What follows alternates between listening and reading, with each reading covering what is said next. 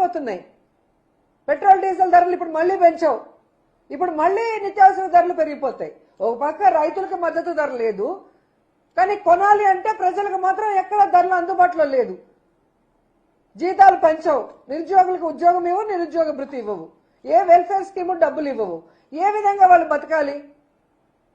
ఒకరుంటేనే కష్టపడుతుంటే ముగ్గురిని కనండి, నలుగురిని కనండి అని చేతగాని మాటలు మాట్లాడుతున్నారు. నువ్వే అంటే నీ కొడుకు ఇంకా చేతగాని మాటలు. రైమింగ్ కోసం ట్రై చేస్తాడు. జగన్మోహన్ రెడ్డి గారు 10th క్లాస్ పేపర్లని ఎత్తుకుపోయాడంట. ఈ ముద్దపప్పు పక్క నుండి చూశాడా ఎత్తుకుపోతుంటే? లేకపోతే ఆ పేపర్లు అందించాడా? ఏం మాట్లాడుతున్నాడు? ఆల్రెడీ ఇలా మాట్లాడిన దానికి గతంలో జగన్మోహన్ రెడ్డి గారు మీకు దిమ్మ తిరిగిపోయేలాగా ఎక్కడ చదివాడు, ఎంత మెరిట్ తో పాస్ అయ్యాడు అనేది స్పష్టంగా చెప్పారు. రికార్డెడ్ గా అసెంబ్లీలో ఉంది. కావాలంటే మరోసారి చదువుకోమను. స్టాన్ఫర్డ్ లో చదివాను అంటాడు కదా, నిజంగా చదువొచ్చుంటే మీ కొడుక్కి చదువుకోమను. అసెంబ్లీ రికార్డ్ లో ఉంది కదా, అసెంబ్లీ మీ చేతిలోనే ఉంది కదా. లోకేష్ గారు రైమింగ్ కోసం మహానాడులో చవకబారు మాటలు మాట్లాడటం కాదు. మీకు దమ్ము ధైర్యం ఉంటే మీ చదువు గురించి, మీ సంస్కారం గురించి కోలా కృష్ణమోహన్ గారు చెప్పిన నిజాల్ని ఆ మహానాడులో డిజిటల్ స్క్రీన్ మీద ప్లే చేసే ధైర్యం మీకుందా, దమ్ముందా అని అడుగుతున్నా. అది మీరు వేయండి. వేస్తే రాష్ట్ర ప్రజలందరికీ తెలుస్తుంది మీ చదువు, మీ సంస్కారం, మీరేంటి అనేది అందరికీ తెలుస్తుంది. మళ్ళీ పెద్ద బిల్డప్ మాటలు. నేను రాజశేఖర రెడ్డి గారిని చూశాను, నేను జగన్మోహన్ రెడ్డి గారిని చూశాను, నేను ఎవరికీ భయపడినాని.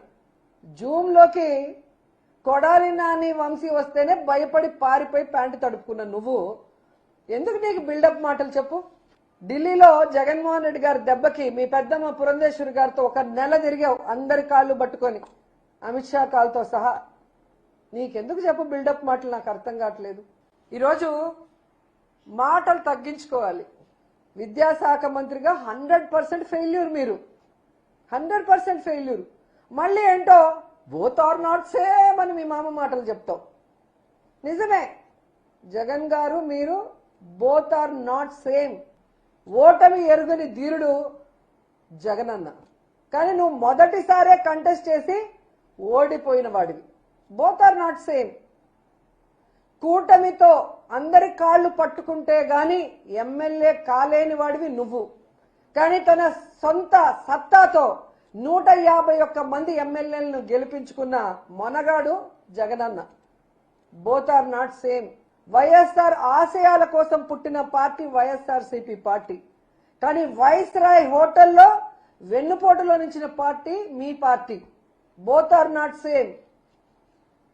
పేద విద్యార్థుల కోసం 43,000 పాఠశాలను నాడు నేడు పనులు స్టార్ట్ చేసిన గొప్ప నాయకుడు జగన్మోహన్ రెడ్డి గారు, కానీ 2 సంవత్సరాల్లో ఒక్క బిల్డింగ్ కి కూడా పూర్తి చేయలేని దద్దమ్మ నువ్వు. Both are not same. ఈరోజు సీఎం అయిన 3 నెలల్లోనే 130,000 మందికి మెరిట్ లో ఉద్యోగాలు, ప్రభుత్వ ఉద్యోగాలు ఇచ్చిన గొప్ప నాయకుడు జగన్మోహన్ రెడ్డి గారు, కానీ 15,000 పోస్టులు డిఎస్సి పరీక్షను కూడా మెరిట్ లో చేయలేక లీకులు చేసి అమ్ముకున్న పనికిమాలిన నాయకుడు నువ్వు.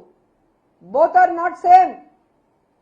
అలాగే ప్రభుత్వ పాఠశాలలో సిబిఎస్ఈ, ఐబీ, ఇంగ్లీష్ మీడియం ని తీసుకొచ్చి పేద విద్యార్థులు కూడా ఐక్యరాజ్య సమితికి వెళ్లి వేదికల మీద మాట్లాడగలిగే స్థాయికి తీసుకువెళ్లిన నాయకుడు జగన్మోహన్ రెడ్డి గారు, కానీ నువ్వు వచ్చిన వెంటనే సిబిఎస్ఈ, ఐబీ, అలాగే ఇంగ్లీష్ మీడియం ని, ట్యాబుల్ని అన్ని తీసేసి కనీసం ఆ పేద విద్యార్థులకు మంచి తిండి కూడా పెట్టలేకుండా వాళ్ళ చావులకు కారణమవుతున్న వ్యక్తి.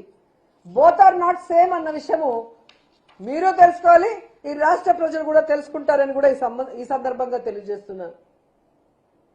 అండ్ ఫైనల్ గా ఈరోజు మహానాడు చివరి రోజు. మనందరికీ తెలుసు ఒక అక్క ఉంది, అనితక్క, హోమ్ మినిస్టర్. ఆమె హోమ్ మినిస్టర్ గా తన బాధ్యత కన్నా నాటకాలు వేయటం, డాన్సులు వేయటం, పాటలు పట్టడం, అని అరవటం, గన్మెన్లు లేకుండా ఎలా తిరగటం, ఇవన్నీ మనం చూస్తున్నాం. అవి కాదు చేయాల్సింది. మళ్ళీ మీరు చేయలేదా అని నా గురించి మాట్లాడటం. నేను టూరిస్ట్ మినిస్టర్, కల్చరల్ మినిస్టర్గా ఉన్నాను కాబట్టి నా మినిస్ట్రీకి అవి కరెక్ట్ కాబట్టి మేము చేస్తాం. మీరు హోంమంత్రి అంటే మహిళకి రక్షణ కల్పించాలి.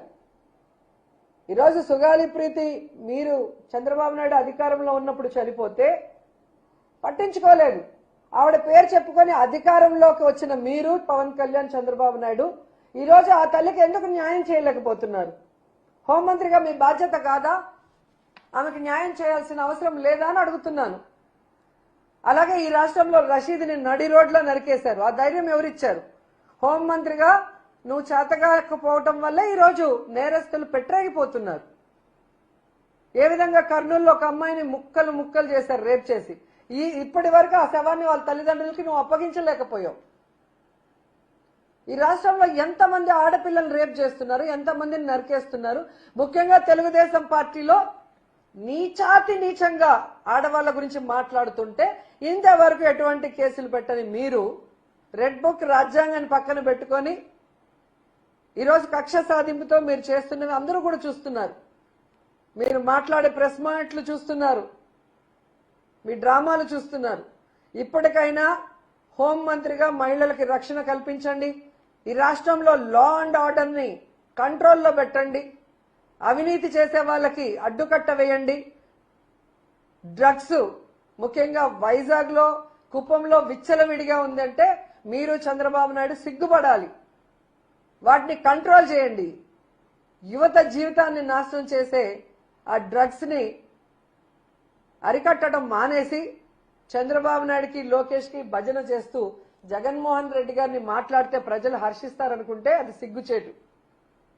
సో ఆ విషయాన్ని తెలుసుకొని ఈరోజు మహిళా శక్తి అని పేరు పెడితే సరిపోదు. చంద్రబాబు నాయుడు గారు, లోకేష్ గారు, మన మహిళలకి, మాన ప్రాణాలకి రక్షణ కల్పించాలి. వాళ్ళకి ఇచ్చిన సూపర్ 6 ని మనం నెరవేర్చాలి. అలాగే మహిళా బిల్లు కేంద్రంలో మళ్లీ పెట్టినప్పుడు మన పార్టీ దానికి మద్దతు తెలియజేయాలి. ఆ తీర్మానం ఈరోజు మనం మహానాడులో చేయాలి. లేదంటే కేంద్ర ప్రభుత్వానికి మద్దతు ఉపసంహరించుకుంటామని చెప్పాలి అని చెప్పండి. అప్పుడు మిమ్మల్ని అందరూ గౌరవిస్తారు. కానీ అడ్డదిడ్డమైన మాటలు మాట్లాడితే ఎవరు కూడా గౌరవించే ప్రసక్తే ఉండదని మరోసారి తెలియజేసుకుంటూ, ఈ 3 రోజుల మహానాడు చూస్తే ప్రజలకే కాదు తెలుగుదేశం పార్టీ కార్యకర్తలు, డ్వాక్రా మహిళలు కూడా విసిగిపోయారు అన్న విషయం మనందరికీ తెలుస్తుంది. కాబట్టి ఇంకా బోగస్ మాటలతో, ఇంకా తప్పుడు మాటలతో, ఇంకా జగన్మోహన్ రెడ్డి గారి మీద నిందలు వేసుకుంటూ మాట్లాడుతూ ఉంటే మీరు ఖచ్చితంగా జనాల చేతిలో దెబ్బలు తింటారు.